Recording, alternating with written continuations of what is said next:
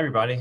Thanks for having me. I am a lieutenant with Santa Barbara Police Department, and I'm currently in investigations, but maybe also relevant to this conversation is I'm a community policing committee member for IECP. So I'll talk a little bit about maybe community policing and what this is doing and in kind of that arena. But there's a couple topics that we wanted to accomplish. I know that Shawn put out there, and one was travel restrictions. And I think we're pretty consistent with most of the state right now that our travel for department purposes was pretty much suspended, except for significantly mandatory reasons. Like, for example, we're wrestling with extraditions a little bit right now. Even some of our extraditions were kind of put down at first, but we're starting to do extraditions with serious offenders from other states right now. But one of the problems that we had is, and I imagine it's consistent, is that our city implemented a mandatory quarantine for anybody who was traveling. So, for example, if we had employees travel for an extradition, they would have to be quarantined for 14 days when they return. And obviously, we're a small to middle-sized agency, about 141 sworn. We would not be able to sustain that for any long-term period of time. So, all the training, everything like that was pretty much suspended on the spot. And we're just starting to kind of open some of those up. And I think maybe what might be beneficial for me to share is how we developed a relationship with our fire department. And specifically, we had an embedded fire department infectious control liaison with our police department. So right off the bat, the fire department took a battalion chief who was an infectious control expert and embedded him with our department to help develop all of our policies and procedures. And that liaison was partnered with a doctor from our local cottage hospital who works in the public health arena. So we were kind of lucky in the sense that we had a really good relationship with our fire department. We immediately had an expert who was representative of public health, that being the battalion chief, and a local doctor who helped us develop all of our policies, quite frankly, related to COVID, and also specifically any potential travel. So I'll kind of start with that, and then that kind of blends into, I think, what we are moving to. And Shawn, can I confirm, you want me to go ahead and discuss all the topics while I'm on, not go back and forth? Yeah, that's fine. Okay. So taking it from this infectious control liaison and how that helped us respond to what we were dealing with. Test. Can you hear? You're on. Thank you. It goes kind of right into another topic, which is kind of keeping patrol and keeping the department motivated. And I think it, for us anyway, and I think it's probably shared in California generally, is that our people are pretty motivated, and I think all they need is really support and good communication. So we really focused on trying to give our employees, civilian and sworn, all the tools that they needed and make sure they understood what we were asking them to do. I think in any paramilitary organization, especially law enforcement, communication can often be a pretty big breakdown. So we focused a lot of energy. Some of the things that we did on that front was we had 7-day-a-week manager meetings. We wanted to make sure that our message was consistent. We know from past experience that anytime something dramatic happens in the community, consistent messaging to our employees will result in consistent actions out in the field. So we had 7-day-a-week manager meetings for all of us to make sure that the information was disseminated consistently. We also created what we call a COVID-19 blog, which has probably been done at a lot of other departments as well. But it was basically a way to put out information in one succinct platform versus getting kind of emails and inundated from lots of different work groups.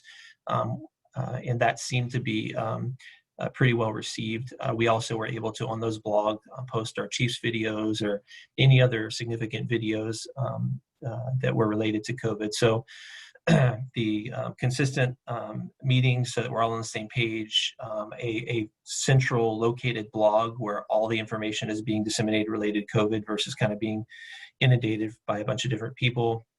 We also instituted a weekly all supervisors meeting. So not only were the managers meeting weekly, but we had a all supervisor line level up meeting so that all of our line level supervisors were getting that same information that we were learning in the policies and procedures we were creating along the way. And I think we can probably all agree from experience that probably the most important people to receive this information are those first line supervisors. So I think that implementing some of those things as far as information sharing, and then it was the logistical support, I think is crucial. We were asked to do things that we've never done, use equipment that we've never used. So the chief took the training in recruitment cadre, which is essentially 3 sergeants and a lieutenant, and they became full-time PPE acquisition and peer support team. All they did every day was make sure that we were constantly looking for new types of equipment that we could get, connecting with community members. We had a really big support from the community, making mask coverings and donating and everything like that. So they created an online PPE inventory. They could tell you exactly how many masks, how many pairs of gloves at any moment, how many gallons of sanitizer. They know exactly what they have. And I think that provided a good platform for us to understand what we needed to get. And also, in the kind of spirit of transparency, to let our department know, all of our employees know that we were really investing a lot of energy into getting them the equipment they needed. And one more thing on that. One thing that we were lucky enough to do is I mentioned being embedded with the infectious control liaison and the doctor that he worked with. We had a biweekly Skype meeting with the doctor, and every employee, every family member could log on to that Skype meeting and get information straight from our local physician who was the expert in public health in this arena. So I think that was really nice too, because it wasn't just management from the department sharing information. It was an actual doctor in public health who was really conveying the message about protection and PPE. So I don't want to take up too much time, so I'll kind of touch on the last component of that. I think I'm going to leave the budget impacts to the chiefs and deputy chief that are on the line. I know enough from my position that we're in a bit of a pickle regarding budget, so I'll let them elaborate a little bit on that. I do want to say, I think something really important to me, especially from the community policing aspect, is that this virus has really upended how we do community policing. I believe, community policing relies, as we all know, primarily on direct intergroup contact, right? That is people talking to people face to face, creating relationships, those relationships that we rely on so much when things don't necessarily go in a really positive way in the community. And this has significantly limited our ability to do what we call direct intergroup contact, and intergroup contact being where people are interacting based on their group category, not necessarily their own idiosyncratic temperament. So for example, somebody talking to me in a uniform is just going to identify me as a police officer. And then, a police officer would identify somebody in the community as a non-sworn community member. So those are that's an intergroup contact is what they call it. And the evidence is overwhelming that direct intergroup contact is how we create relationships, overcome risks, and accomplish all the things that we really try to do in community policing. And this has really upended that. So we've had to focus a little bit on those indirect contacts, right? I think we all have through social media, through messaging, community messaging, everything we can do. And there is a lot of research that supports that we can accomplish a lot through indirect contact, vicarious contact. But I do worry because I worry that we're going to have some long standing impacts from this void, so to speak, of this direct contact that we're not necessarily able to have to the level that we did previously pre-COVID. And I'm hoping that we can kind of work around that in every way we can, and as soon as we can, get back to those direct contacts, because I think that's kind of where we make most of we create most of our momentum in our relationships. So I'm happy to take questions, but that's all. I'll leave it at now. Any questions for the lieutenant before we go to our other panelists, either via the chat or go ahead and unmute yourself? All right, hearing none, we'll move up the coast a little bit to Santa Cruz and turn it over to Dan. Hey everybody, I hope everybody's doing well. I'm just going to say ditto. Just kidding. No, so the reality is, I was on one of these first talking about how my agency handled going into the COVID mode. We've been in here for a few months now. So we handled it via an SOP, which I've been updating every day. It's up to like 48 pages. The updates have been really trying to simplify those, because I'll agree with the lieutenant, making sure that all this updated nuance and making sure that the men and women that are working, for me are informed and know, like, hey, there is a plan and there's something. But I think everybody's probably struggling with the different nuances between what comes out in the state order and then what their county health officer establishes, and all those little nuances. And everybody calls the police to handle the hotels, the VRBOs, the restaurants, and all this. So really trying to stay in touch and keep that information, it has been a challenge. So we're doing it through social media. We're blessed with one of our CSOs as a professional video job on the side. So we've been able to put out some pretty high quality videos just because of his skill set, and trying to get that information out. But one of the questions that comes up is like, the morale of our men and women. And it's kind of, I'll say it's struggling. At first, everybody was concerned about the health and safety of the community and everything like that. And in our county, we haven't really seen a huge impact. I mean, we've got like 300 cases. We're about 280,000 for the entire county populace. We are a big tourist beach community though. So these last few weekends have been pretty unique, with everybody wanting to come here. So I'm not sure how Santa Barbara is, but here all of our beaches are closed from 11 to 5. So when you talk about morale, now I have cops that are telling moms and dads and everything that you can't be on the beach from 11 to 5 and you can only be in the water. And so it's really changed the enforcement role.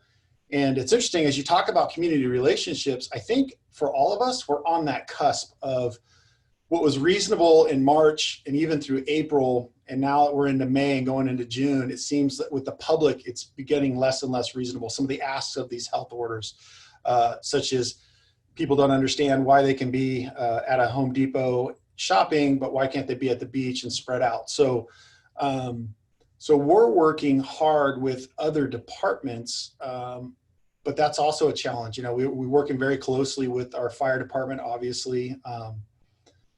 But just recently we got our planning and economic development to try to help with some of these restaurant calls, because it just really felt it was a kind of a flawed plan to have, although I have very professional men and women, but to have somebody with a badge and a gun go into a restaurant and tell a restaurant how they can serve their food or how they can do their business just didn't seem reasonable. It didn't seem like that wasn't the appropriate mechanism to have law enforcement going in there.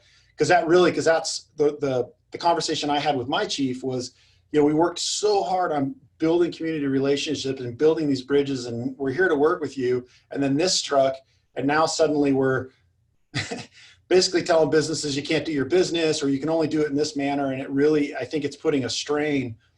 So the morale is an issue as the longer this goes on of them, the men and women feeling. So I think all of us that are in the executive level or the management level, well, I think everybody though too, because I gotten some good ideas from the line staff that comes up like, hey, maybe we should handle it this way.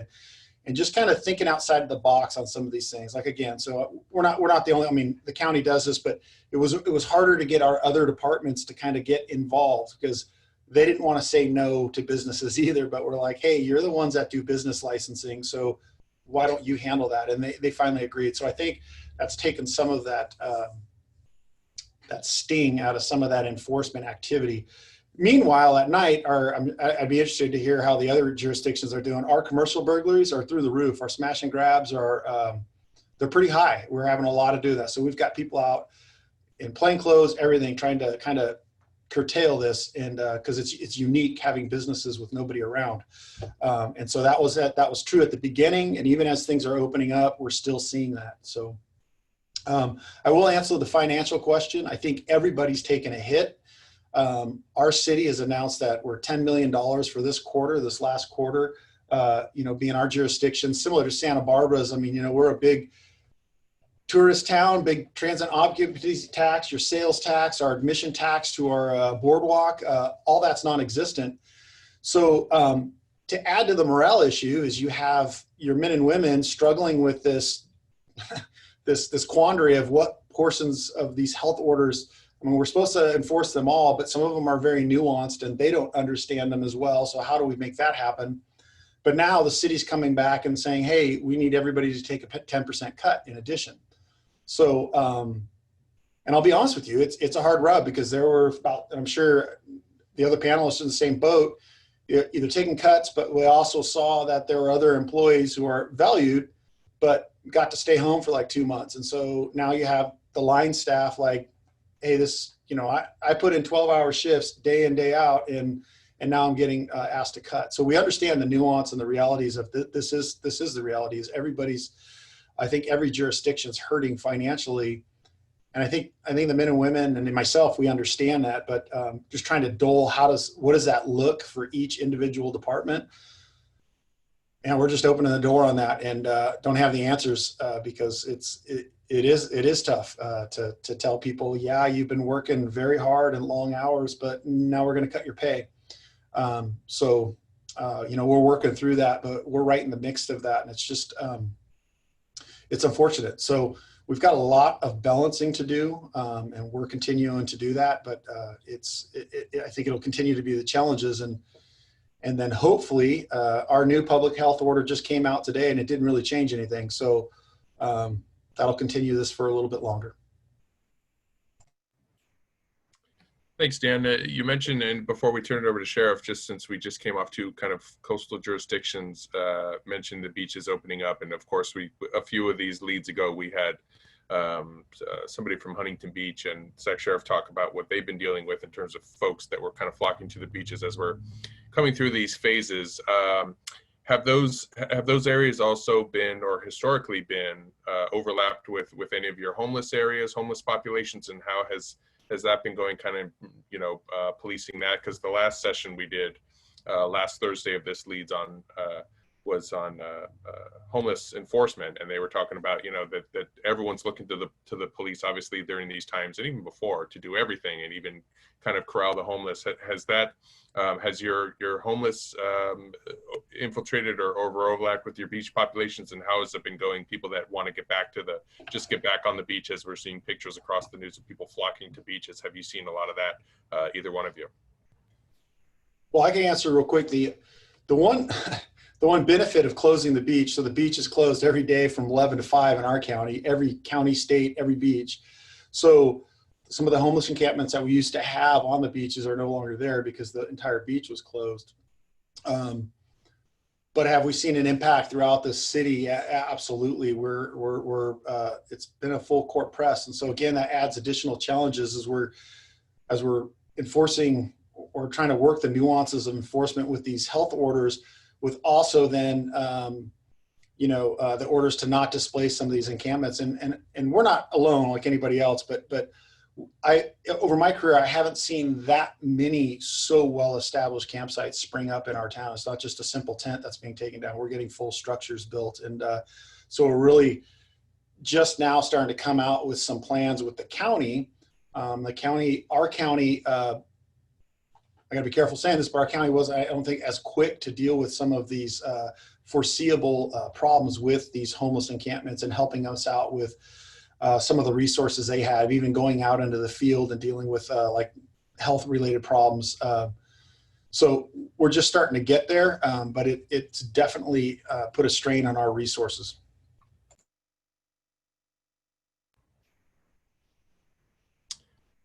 All right.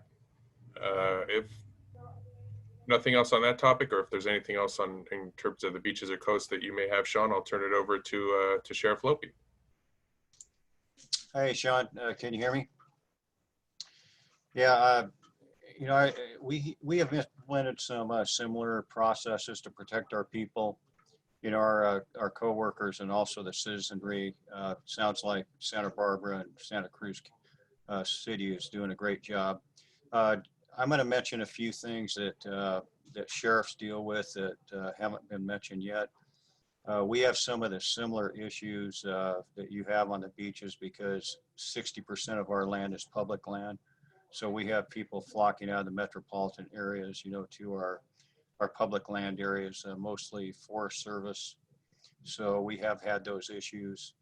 We have collaboration is kind of the key word because we're working with our county health officer and all other county departments, and we're kind of one accord, and we do collectively gather together. We've petitioned the state. We're now in phase 2, and like today they opened up religious establishments and the hairdressers and the barber shops. So that was quite a step in the right direction. But a couple areas that have impacted us that we really didn't anticipate a problem is like the courts. As you know, with the Supreme Court, the Chief Justice issuing the guidance for releases. Our jail went from maximum. We are full every day. We've had probably about a 46% reduction in inmates. That means more criminals potentially are out there on the streets committing crimes, and there's a big backlog in the courts because we've extended these appearance dates. And we had a murder trial ready to start, and that's been continued. So there's a big log jam in the courts. But we did deploy some of my bailiffs to the field because they were closed down part of the week, as far as the courts are concerned.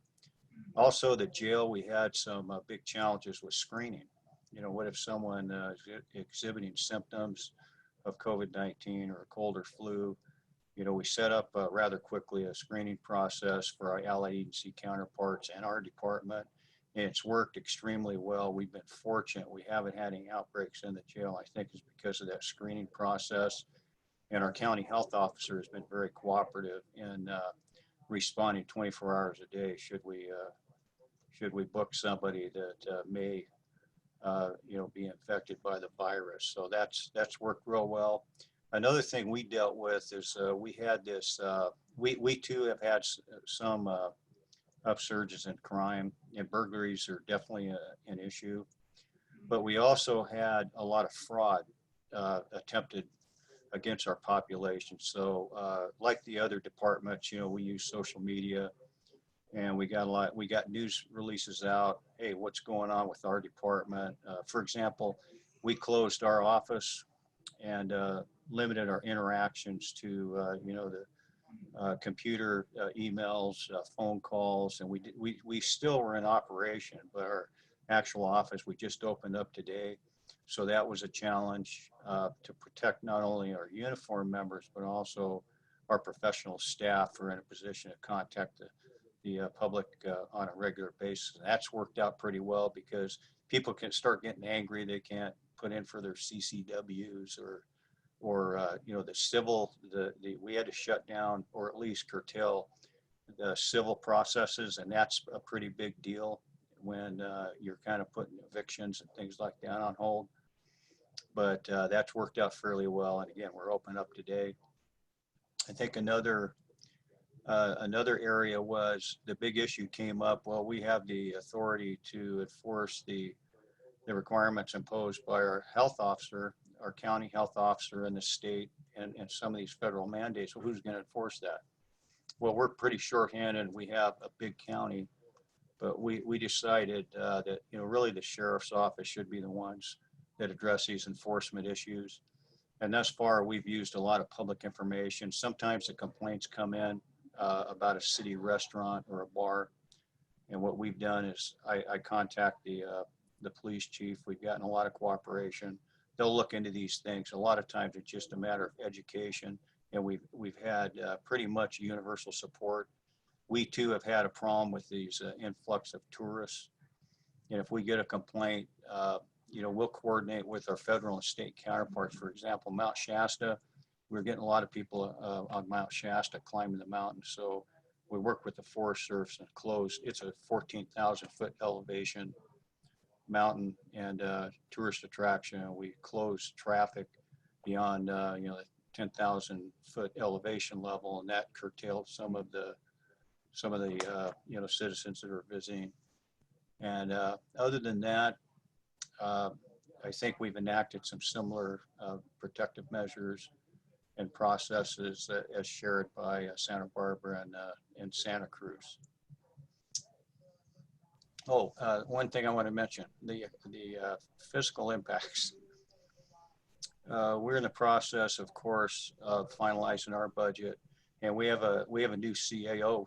Our county administrator came in right in the middle of all this, and she's very, very competent and efficient. But as of last week, you know, we are projecting about a $1.2 million deficit in our county, you know, which is a lot. And we think as a direct result of COVID-19, we're looking at about a $5 million deficit right now. So all the county departments are making adjustments and preparing for potential moderate, you know, impacts on our respective budgets. And I would anticipate some, I don't anticipate any layoffs happening, but we'll definitely have some pain and discomfort, and probably won't be able to, maybe promotions and hiring will be curtailed to some degree. Yeah, I think definitely seen across the board. Any questions for the sheriff or any of the panelists? I apologize, about halfway through I realized the chat was disabled, so I enabled that. But I know a lot of people responses were regarding the commercial bird question. Some are up, some are down. Some haven't seen some changes. Or calls for service have completely changed. Some of those folks noted the difficulties with the beaches either remaining open or extra staffing regarding that. So either via the chat or go ahead and unmute yourself. Any questions or any comments about anything you're dealing with at your level, go ahead. Now's the time. Hey, Shawn, this is John. I just want to mention one thing, you know, about this crime issue that I think generally speaking, crime's going up, but the men and women of my department, and I'm sure the men and women of all law enforcement agencies in California, it's almost business as usual. The crooks, they may not go out as much, and that may curtail some of the crime, but what we've seen is the drugs are still out there, the violent crime, the property crimes, everything is still there. And I'm kind of proud of my coworkers, how they've responded, because it really is more or less business as usual with protective measures built in. Yeah, I agree. And we, especially from CPOA's perspective, we thank you all for continuing to what you do, all of your sworn staff, your professional staff, everyone who's kind of had to hold the line during these times. So I guess the question I have for the three gentlemen, and anyone can take it if there's no other questions, is, you know, with it was mentioned, I think Dan mentioned it, you know, the majority, you know, the crux of policing is the interpersonal contact, and with your community leaders, your business leaders and everything like that. Have you seen either new working groups created or heightened existing relationships with your business owners, and how have you been able to stay in contact during these times? Do you have regular kind of meetings about what they're dealing with, how you're working with the business owners who have normally, you know, what it's looked like for them has been flipped because people aren't burglarizing homes at night right now. They're burglarizing those closed businesses during the day, and how they've looked for that extra kind of help and security. How have those relationships been going? And this, where we are in the phases right now, what does that look like in your area? I'd be curious on that. I'll jump in at first. I was just going to comment, I think based on what both the chief and the sheriff mentioned, that we're having difficult relationships oftentimes, or tumultuous relationships with business owners, because we are sometimes being put in a position to try to regulate their business, right? And then that's their pocketbook. And that's not a comfortable position to be in. And I think it really exacerbates that intergroup relationship that I was mentioning earlier, where we're kind of in this perfect recipe here where we lack those direct face-to-face conversations and relationship building that we normally have, and we've gotten pretty good at in this kind of community policing era, so to speak. You take that away, and then you put us in a position we've never been in before, where we're going to potentially tell a business whether they can open up or sell alcohol or put a table on the sidewalk or something. And it is putting, you know, our profession, I think, and our officers in an uncomfortable position, probably one that most of them don't want to be in. And I think that's quite challenging. So I'll just touch on that. Shawn, one thing I have to agree that, the relationships with our business owners and others impacted by this pretty critical. We have been able to, I think, collaborate, coordinate with our health department, and we have been flexible to the extent where we've assisted some of these businesses and even the faith-based community. We have figured out some workarounds to these restrictions. For example, we were having parking lot religious services at some churches that, that complied with the social distancing and some of these other restrictions.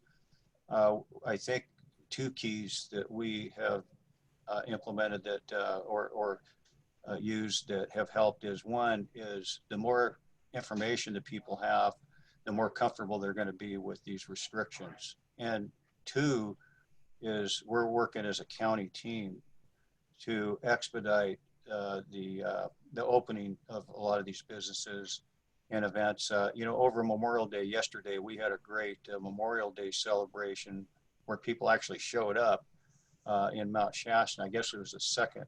There were only two in the entire, because our congressman showed up and he has, I think, 12 counties, and there's only two in the whole, his whole district area that were actually conducted in person. But we did that with, with these protective measures in mind, and it went off extremely well.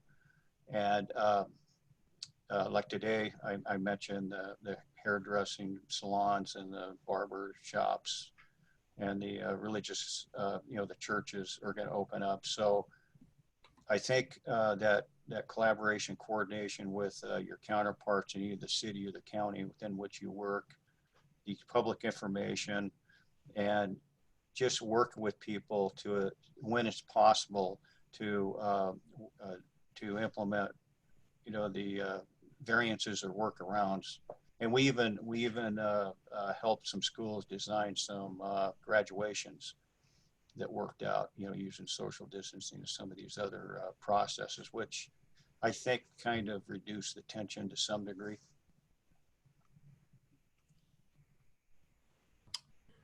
All right. Any final questions for any of the panelists or any final thoughts? All right. With that, thank you, gentlemen. Appreciate your time. Appreciate everyone that logged on, and be sure to, within a few hours, you should see this up on our YouTube page, and be sure to share with your agencies. But thanks everyone for your time today. Greatly appreciate it. See you, everybody. See ya. Thank you.